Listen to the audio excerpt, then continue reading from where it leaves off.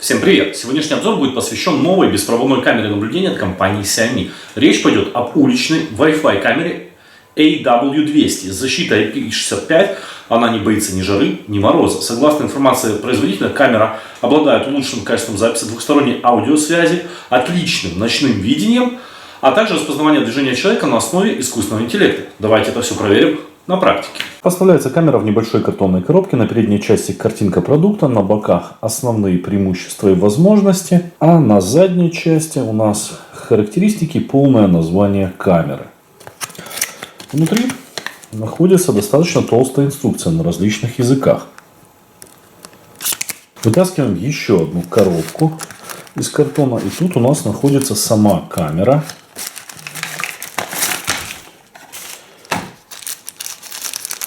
Кабель и крепеж. Для крепеж можно использовать двухсторонний скотч, но также можно использовать два шуруба с дюбелями из комплекта поставки.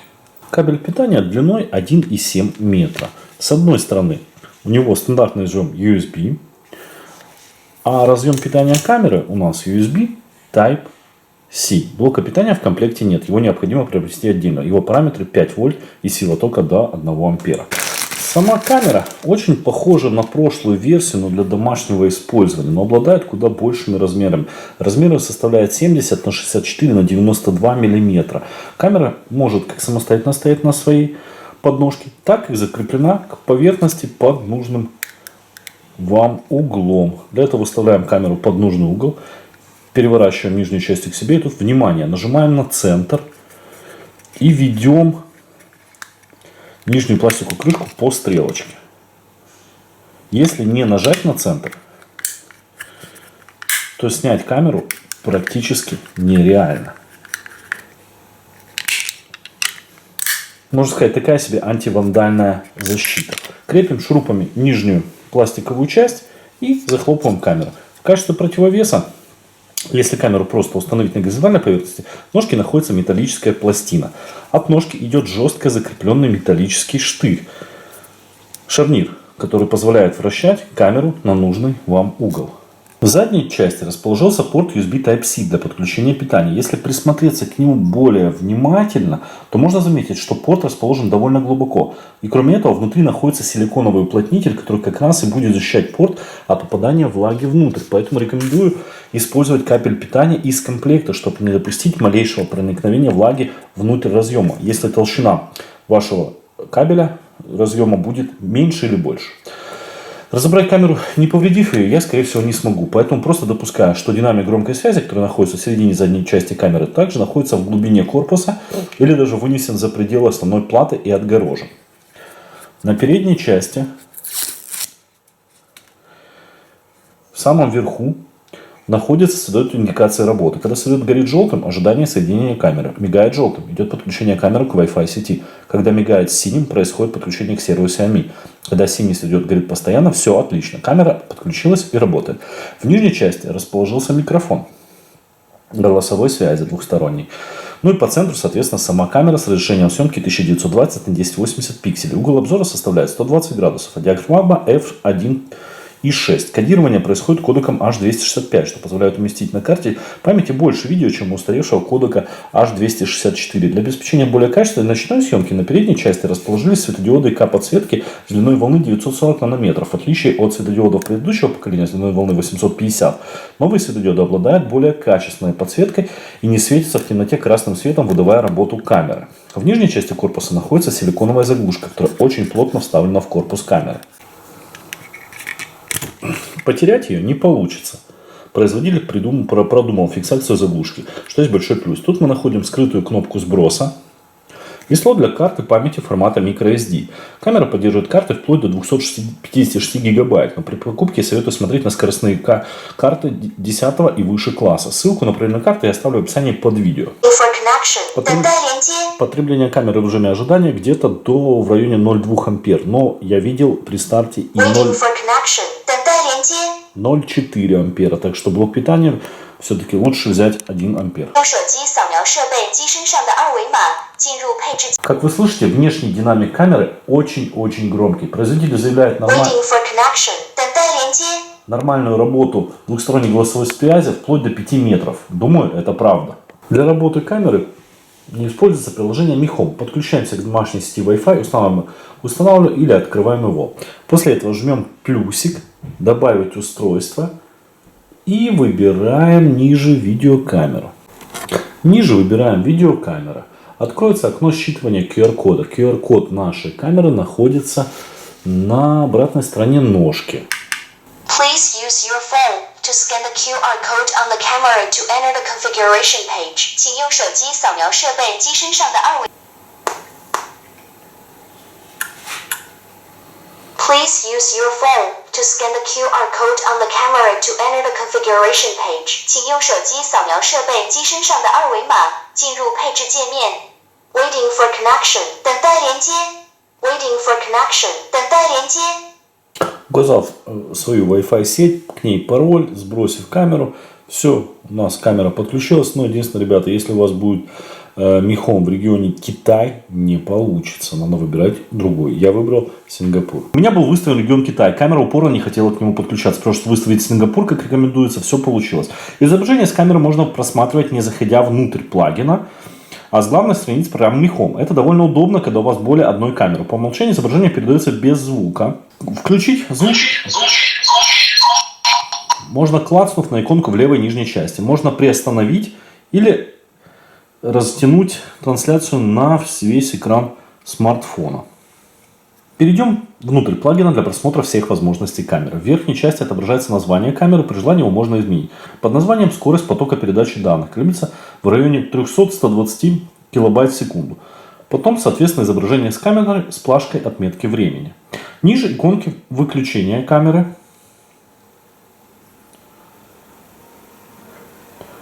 Кнопка включения-отключения передачи звука. Кнопка выбора качества изображения. Плохое, автоматически плохое 360 или 1080. И кнопка растянуть изображение на весь экран смартфона. Чуть ниже расположились кнопки включения микрофона. Раз, два. В отличие от прошлой камеры, достаточно просто нажать кнопку микрофона, и передача вашего голоса на камеру будет идти постоянно, до повторного нажатия, отключения. В прошлой версии кнопку микрофона надо было удерживать и говорить, что не совсем удобно. Также можно сделать фотографию текущего момента или записать видео. Домашнее наблюдение. Домашнее наблюдение – это полезная штука для уведомления о детекции движения в зоне видимости камеры. Для новых пользователей будет доступно 3 месяца бесплатного хранения записи событий в облаке.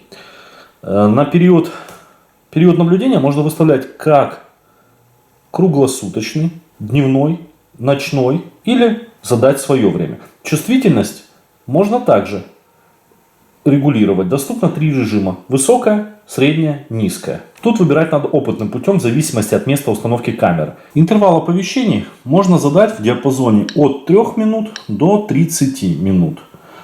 И, соответственно, можно, кроме записи видео при детекции, присылать уведомления на смартфон, когда камера точно распознает движение человека или при любом движении. По умолчанию активно 2 типа уведомления.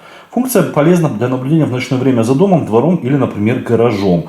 После активации появится календарик, где можно будет по времени посмотреть сохраненные видео с детекцией движения. Вкладка «Вернуться» позволяет нам попасть в архив видеозаписи. В верхней части отображается картинка с камеры, ниже полоска времени. Причем, если будет движение, то на полоске будет отмечено оранж-желтым цветом.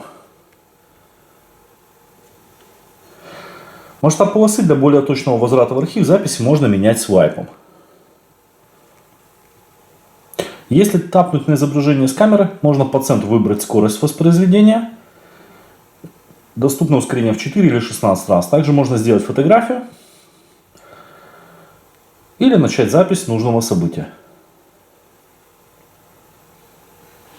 В правой части кнопка включения звука и растянуть во весь экран. Если такой формат неудобен, можно нажать на кнопку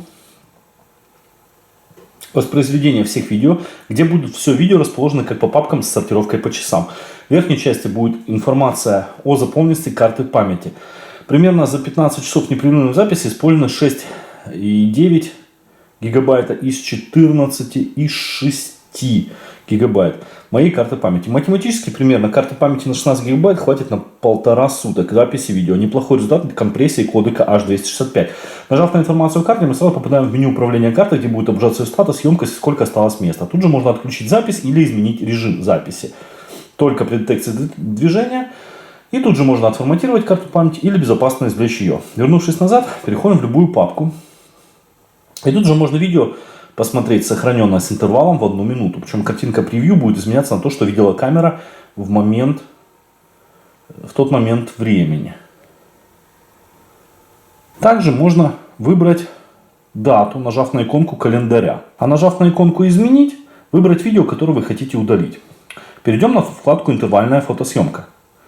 Тут находится сделанные вами таймлапс видео, но скачать их можно только в одной Wi-Fi сети. Почему так сделано, не знаю. В верхней части можем переключиться на локальное хранилище телефона. Тут хранятся ваши фотографии и записанные видео, когда вы нажимаете на кнопку «Фото» или «Снять видео с камеры». Достаточно удобно. При подключении облачного хранилища будет доступна опция хранения видео вне камеры на серверах компании Xiaomi. В домашнем обнаружении вот у нас обнаружено движение. Сразу же идет воспроизведение видео. И если обнаружен человек, то, как видите, человек обнаружен. Насколько показала практика прошлых камер, то на детекцию движения лишних сработок камера не делает. Управление хранилищем, по сути, это то же самое, что и вернуться. Интервальная фотосъемка. Переходим сюда. И здесь что мы можем сделать? Запланировать запись на какое-то время. Сегодня, завтра, прочее. Либо же указать, какой режим записи. Запись 1 час, 3 часа, пользовательская запись. Я возьму пользовательскую запись и укажу, что я хочу это делать на протяжении 12 часов. То есть сейчас 20:34, в 8:34 запись прекратится. Можно даже делать целый день. И хочу сказать, что ролик должен длиться 60 секунд. Все.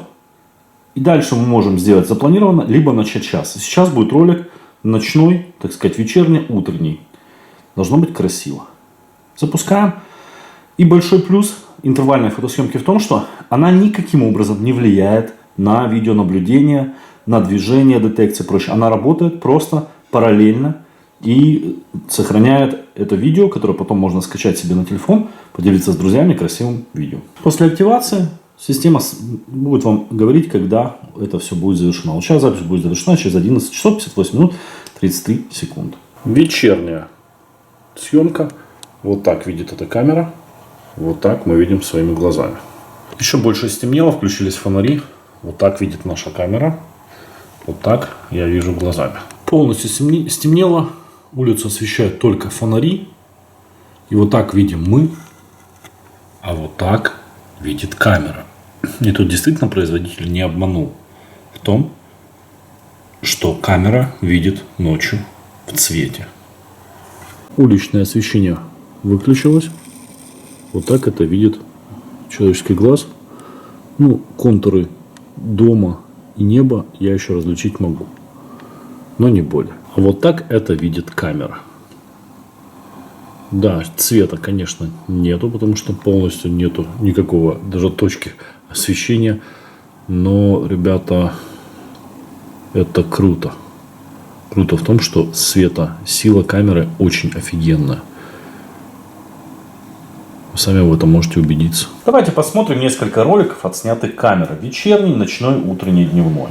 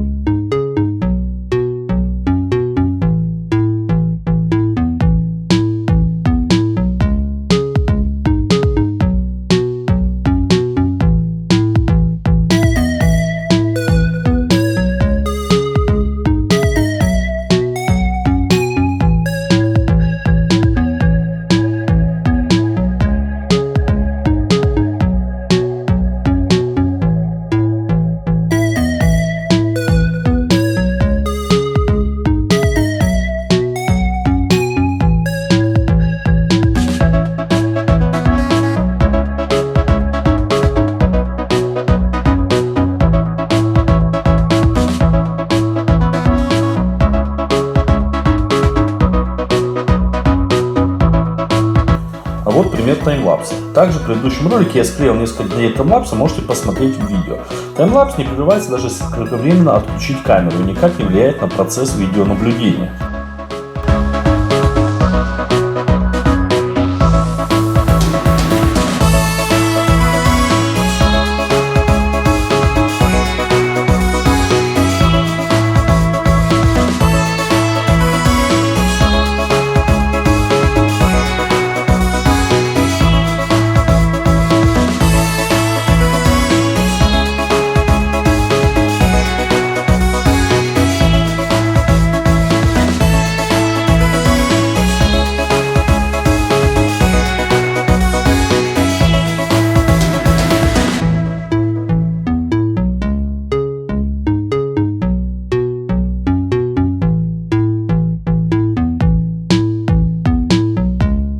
Если говорить про битрейт и качество видео, то таймлапс видео 23 часа занимает около 120 мегабайт. Имеет разрешение 1920 на 1080 и битрейт 16748 килобит в секунду. Частота кадров составляет 20 кадров в секунду. Если говорить о видеосъемке, то минутное видео занимает около 9 мегабайт. Имеет разрешение 1920 на 1080 и битрейт 1270 килобит в секунду. Частота кадров в среднем 20 кадров в секунду. Если говорить об искусственном интеллекте, то примерно в 90% камера угадывает, был ли в кадре человек или же было просто зафиксировано движение. Эта функция довольно удобна, так как позволяет быстро пролистать и просмотреть фрагменты видео с движениями автомобилей или людей. И при необходимости скачать нужный фрагмент записи с карты памяти. Mi Outdoor камера AW200 – это надежная камера для наружного наблюдения, которая поможет вам всегда быть в курсе происходящего в вашем дворе, около офиса или на парковке. Основной плюс – это низкая цена, очень качественная ночная съемка, довольно качественная дневная съемка, наличие возможности оповещения и создания таймлапс. Кроме этого, она обладает прочной конструкцией и защитой по стандарту IP65, что позволяет ей работать даже в сложных погодных условиях.